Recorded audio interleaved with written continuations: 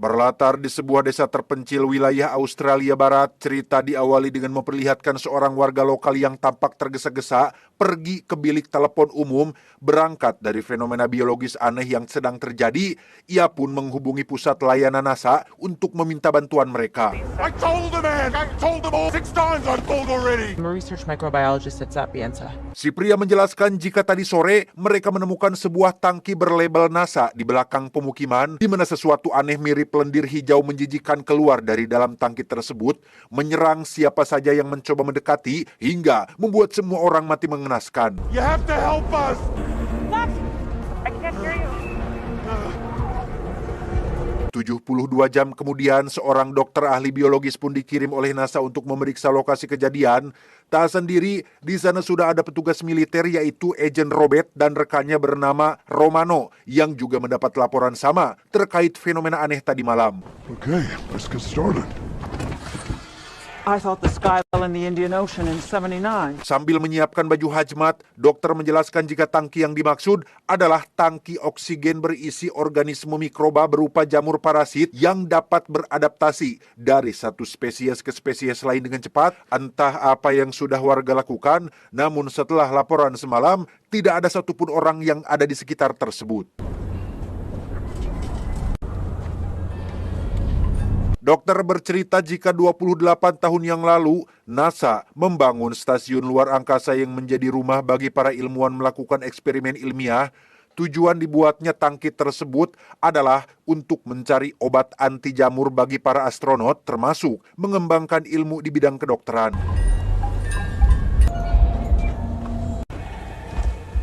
Akibat insiden mengerikan, stasiun mengalami malfungsi yang membuat sebagian besar puing-puingnya hancur terbakar saat memasuki atmosfer. Namun beberapa di antaranya jatuh ke bumi, termasuk tangki oksigen yang sedang mereka cari, dan pihak NASA baru mengetahuinya tadi malam. Terdapat sekitar 14 rumah, 2 mobil pribadi, dan 1 koper berisi pakaian di depan pintu, radio butut yang masih menyala, dan jemuran cawet yang belum diangkat, di mana mereka semakin dibuat heran dengan kemana perginya semua orang seolah lenyap bak ditelan angin. Dan inilah tabung oksigen yang dicari. Sebelum mengambil sampel, dokter berpesan agar Robert dan Romano tidak berani menyentuh tabung ini secara langsung. Sudah ada kentang dan sabun cuci piring yang biasa warga gunakan untuk mencuci benda logam. Dokter mendapati sebagian tangkinya sudah dibersihkan. Potatoes and dish soap. The guy must have been trying to clean it. Menggunakan kaca pembesar khusus, dokter menemukan retakan atau lubang sangat kecil pada tangki yang sepertinya terjadi akibat benturan saat terjatuh. Masalahnya adalah terdapat kandungan polisakarida pada kentang dan natrium palmitat pada sabun cuci yang kemungkinan besar sudah masuk menetes ke dalam tangki tersebut. Just grab the loop in my suit. Yang menarik adalah jamur parasit dalam tangki ini tidak akan serta-merta beradaptasi tanpa adanya pemicu atau pemancing yang jelas. Sedangkan jika sampai 2 kandungan tadi masuk ke dalam disertai kadar air yang cukup, dokter tidak bisa membayangkan akan jadi seperti apa jamur parasitnya.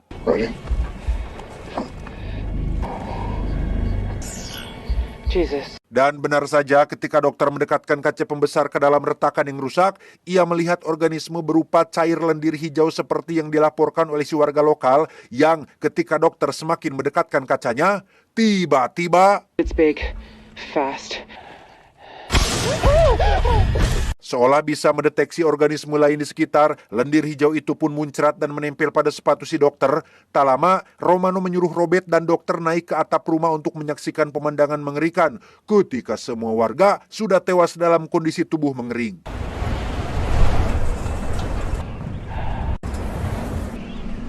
Dilihat dari lokasi kematian, tubuh kering, bekas luka pada kulit, perut meledak, dan pelat tengkorak yang terbelah, bisa dipastikan jika jamurnya bermutasi dengan cara masuk melalui pembuluh darah, menjadikan otak sebagai inang, mengendalikan semua fungsi otak, gerakan refleks, dan impuls syaraf sebelum akhirnya meledakkan diri. Sometimes it tells them to climb. For what? For the fungus to overfill its body cavity. Hampir mirip seperti parasit cacing pita hijau yang memaksa siput bergerak ke tempat lebih tinggi dan terbuka agar burung memakannya, jamur parasit ini juga menyeret korban pergi ke tempat terbuka seperti atap, tapi bukan untuk dimakan pemangsa lain, melainkan dia menunggu sampai jamur parasitnya tumbuh sempurna dan meledakkan diri untuk melakukan penyebaran selanjutnya. Get your sample, Doug. Let's get out of here. Karena parasit ini bukanlah organisme biasa, dokter yang melihat potensi bisa dimanfaatkan untuk penelitian biologis dan medis pun mengambil sampelnya untuk diamankan. Ia tidak sadar jika cipratan hijau yang menempel pada sepatunya kini mulai menyebar masuk melalui pori-pori telapak kakinya.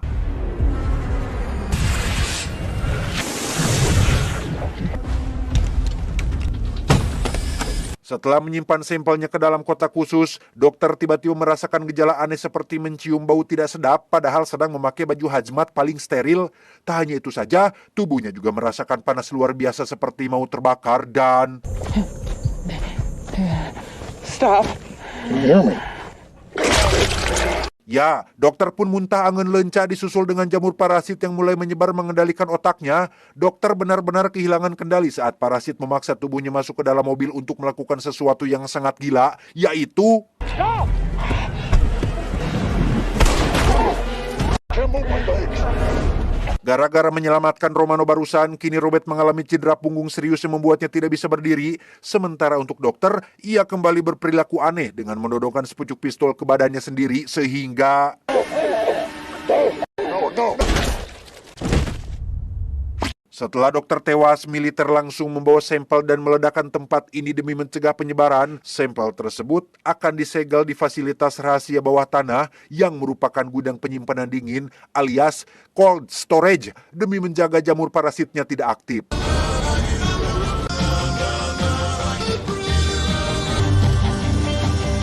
Setibanya di sana, petugas langsung membawa sampelnya ke sublevel atau lantai terbawah dari fasilitas ini, disimpan dalam ruang kedap steril super dingin dan tetap menjadi aset rahasia milik negara. Belasan tahun kemudian setelah pemerintah yakin jika jamur parasitnya sudah tidak aktif, fasilitas rahasia yang dulu diawasi puluhan personil selama 24 jam penuh, kini resmi ditutup, bahkan tanahnya pun laku terjual dalam sebuah acara lelang tanpa memindahkan dulu aset yang ada di sana. Dan kisah akan berfokus pada seorang petugas security yang bekerja di perusahaan jasa penyimpanan barang bernama Travis.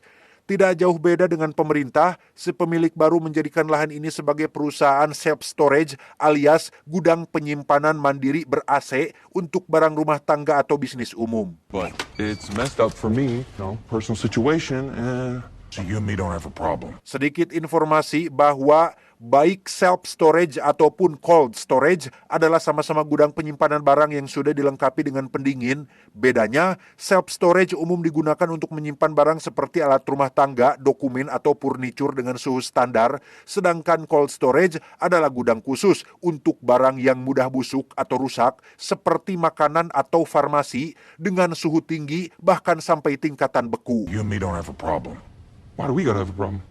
But you're not in. Ketika sedang memeriksa barang itulah Travis dibujuk oleh seteman yang bernama Griffin untuk mencuri beberapa barang milik klien. Si Griffin ini memang sudah biasa mencuri dari gudang dan melaporkannya sebagai kasus perampokan toko yang meski sudah dibujuk beberapa kali, Travis tetap menolak tawaran tersebut. Something's beeping in there.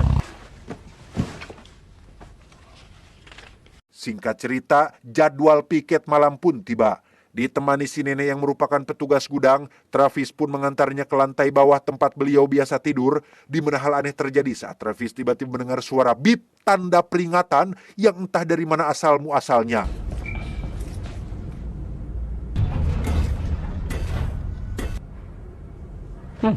Tak hanya Travis dan si nenek, di sana juga ada petugas bernama Naomi yang akan menemani Travis berjaga. Tak lama, Naomi mendapat panggilan dari mantan suaminya bernama Mike yang kekeh ingin mengajaknya balikan. Namun karena watak si suami yang doyan judi online, Naomi pun menolak permintaannya. I've got to go.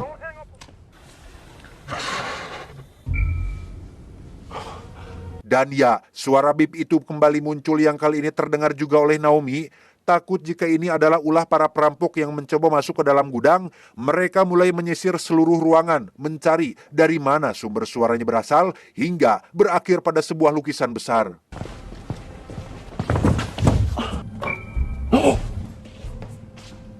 Yakin jika suaranya berasal dari balik dinding lukisan ini, Travis pun pergi ke gudang mengambil linggis untuk melakukan pembongkaran, dan tebak apa yang mereka temukan? Oh my God, are you okay? Ya, itu adalah ruang instalasi pendingin bekas militer yang masih aktif dengan satu lampu menunjukkan tanda malfungsi. Tak hanya itu saja, mereka juga menemukan denah kemana saja jalur pendingin ini mengarah dan memutuskan untuk masuk memeriksanya. This is crazy. Berlokasi di lantai paling atas bekas bangunan lama, mereka menemukan beberapa komputer, baju hazmat, dan perangkat lain yang entah digunakan untuk apa, dan tiba-tiba... There it is. That's it. Ternyata suara bip yang sedari tadi mereka cari berasal dari balik pintu ini. Entah apa yang menyebabkannya terus berbunyi. Travis dan Naomi juga menemukan pintu besi pada lantai yang setelah dibuka terdapat tangga panjang mengarah ke dasar gudang. Hey! Good luck.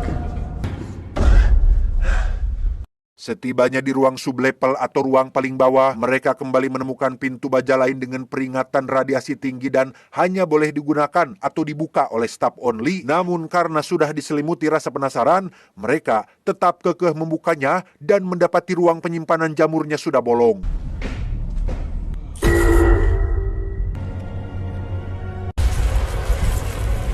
Sempat akan masuk, mereka akhirnya sepakat untuk tidak jadi melakukannya dan akan kembali ke atas saja, tetapi... Oh, it's a rat cave. Ya, itu adalah sekumpulan tikus yang sudah terkontaminasi oleh jamur parasitnya. Merinding dan rujit, itulah kondisi yang Travis dan Naomi rasakan saat ini, hingga mereka memutuskan untuk segera pergi dari sana.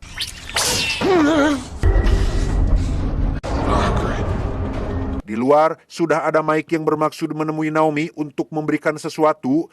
Merasa kesal setelah berkali-kali ditolak rujuk, ia nekat menganiaya kucing kesayangan Naomi yang saat ini disimpan di dalam bagasi mobilnya. Namun saat akan mengambil si kucing, tiba-tiba...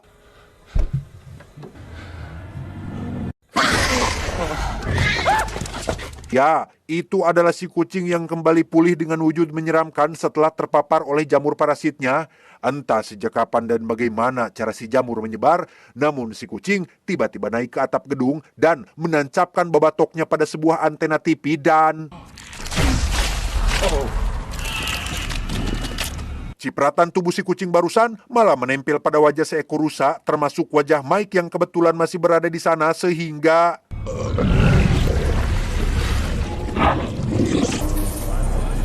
Dengan badan penuh keringat, Mike yang sudah dikuasai jamur parasit pun masuk ke dalam toko bersama si rusa yang juga sama-sama sudah terpapar, sehingga ketika Travis dan Naomi baru saja keluar dari dasar gedung, sudah ada si rusa yang berperilaku sangat aneh seperti...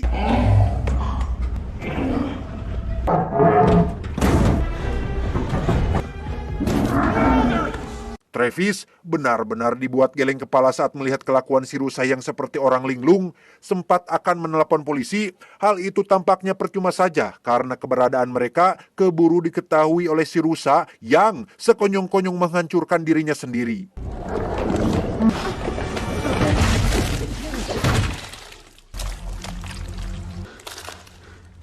Sejenak, mari saya bawa Anda ke 1 tahun lalu untuk mengetahui sabab-musabab jamur parasitnya bisa lepas, bahwa belasan tahun disegel, si jamur mulai beradaptasi bahkan sampai mampu bertahan dalam suhu yang sangat ekstrim dan keluar lewat lubang pintu yang korosi.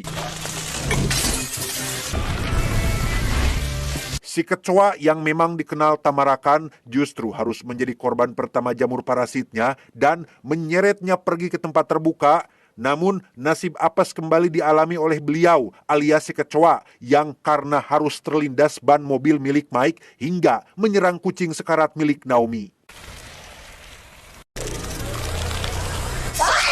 Kembali ke waktu sekarang, Travis dan Naomi dikejutkan oleh kemunculan Mike yang ujung-ujung menodongkan sepucuk pistol. Bingung dengan apa yang sebenarnya sedang terjadi, Travis membawa Naomi kabur ke gudang penyimpanan barang dan sembunyi di balik pintu yang macet.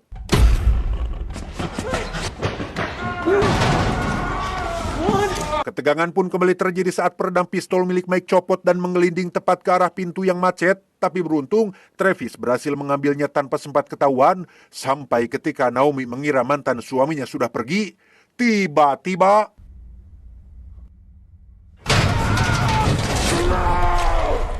masih di malam yang sama, Robert mendapat panggilan dari markas militer tentang adanya alarm peringatan dari fasilitas yang ditutup. Curiga jika penyebabnya adalah si jamur parasit, Robert meminta operator yang bernama Abigail segera mengaktifkan operasi senyap dan kirim pesawat untuk menjemputnya.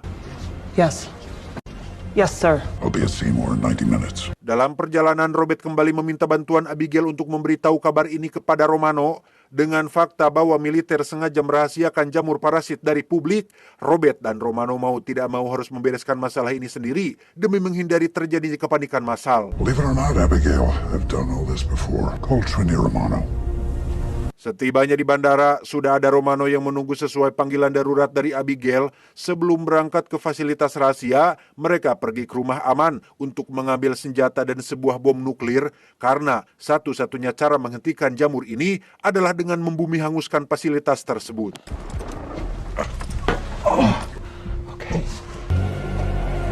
Sementara Robert masih dalam perjalanan, kita akan diperlihatkan dengan kedatangan Griffin yang membawa sejumlah teman-teman badungnya untuk mencuri barang milik klien. Setibanya di dalam, ia benar-benar dibuat terkejut saat mendapati bangkai rusak dan lendir hijau aneh sudah berceceran di lantai. Seolah tidak peduli dan tidak mau tahu apa penyebabnya, Griffin yang notabene hanya tertarik pada cuan pun tetap pada rencana awal, yaitu menjarah barang-barang berharga. TV 4K HDR 75 inch belasan unit adalah sasaran empuk karena peminatnya sangat banyak, sekaligus bisa dijual kembali dengan cepat. Mendengar suara ribut-ribut, Griffin CS sedang mengangkut televisi. Travis dan Naomi pun nekat keluar bermaksud memperingatkan mereka. Namun hal itu tampaknya percuma saja karena Mike sudah lebih dulu berada di sana, sehingga Yo! Get out of there! tak hanya memuntahkan lencok dan pacul ke wajah teman Griffin, Mike juga mengurung mereka di dalam gudang dan menjadikan Travis sebagai target selanjutnya, tetapi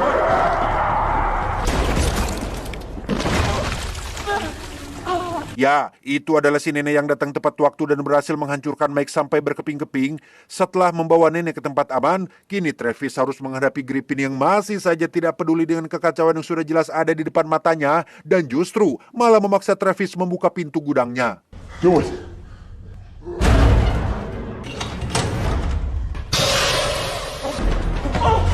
Berkat kekacauan yang Naomi timbulkan, kini Travis dan Naomi bisa pergi meninggalkan toko dengan aman. Namun setibanya di luar, sudah ada Robert menghadang sambil melakukan interogasi. Setelah dijelaskan kronologi kejadiannya, Robert pun merekrut mereka ke dalam misi. Another round in the chamber. Okay, have started the night minimum. Sementara Robert akan menghadang di pintu depan menghabisi siapa saja yang sudah terpapar, Travis dan Naomi justru mendapat tugas berat dengan harus membawa nuklir dan mengaktifkannya di dasar terowongan. Ada sekitar 10 menit sampai nuklirnya meledak, mereka harus secepatnya keluar dari sana.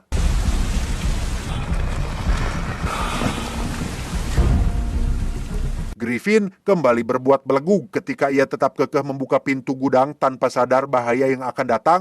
Alih-alih bertemu dengan teman-temannya, justru malah sosok menyeramkanlah yang keluar dari dalam, dan itu sangat-sangat bolohok sekali. Kid, we're leaving you first. Go on.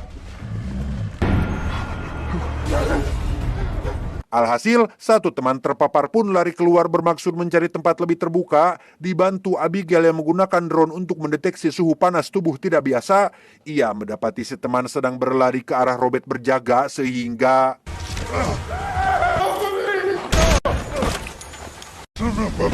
meski berhasil menghancurkan dan mencegah jamurnya meninggalkan fasilitas, kini luka di punggung Robert kembali kambuh akibat gerakan tiba-tiba barusan, sehingga membuat beliau harus tetap dalam posisi terbaring.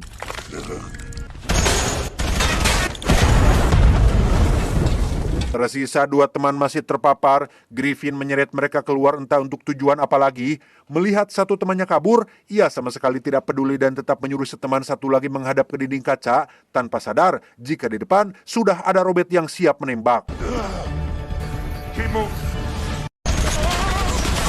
Sempat terjadi baku tembak, Robert sepertinya harus pasrah ketika semua pelurunya sudah habis termasuk badan yang tidak bisa bangun-bangun acan. Namun ketegangan seketika reda setelah Romano datang tepat waktu dan berhasil menghabisi bebenguk si Griffin. Who the hell are you? Sementara Robert dan Romano menunggu di depan, kita akan dibawa kepada Travis dan Naomi yang baru tiba di lorong menuju ruang jamur parasitnya berasal. Karena tidak mungkin menuruni ratusan anak tangga sambil menggendong nuklir seberat ini, mereka pun menggunakan tali untuk menurunkannya.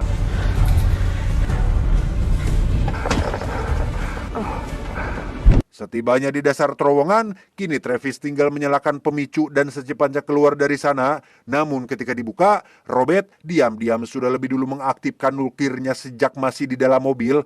Tersisa 6 menit sampai ledakan hebat terjadi, mereka harus segera meninggalkan fasilitas ini.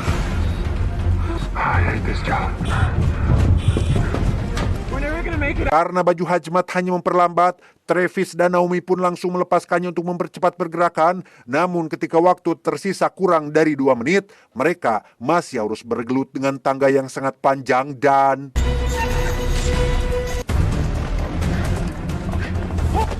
Lagi muncul masalah lain ketika satu teman Griffin yang tadi kabur ternyata menunggu di pintu keluar dengan kondisi yang sudah sangat mengkhawatirkan sehingga... Beres mengakhiri penderitaan si teman, mereka akhirnya bisa bergabung kembali bersama Robert dan Romano tepat saat timer nuklirnya sudah habis sehingga...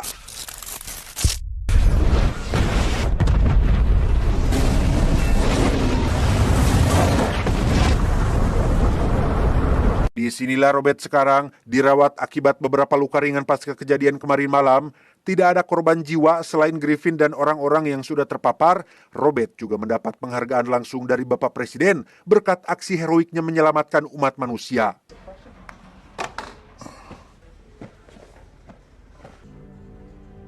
Terakhir, kita akan dibawa ke hutan belakang fasilitas ketika kawanan rusa sedang makan yang ternyata tamat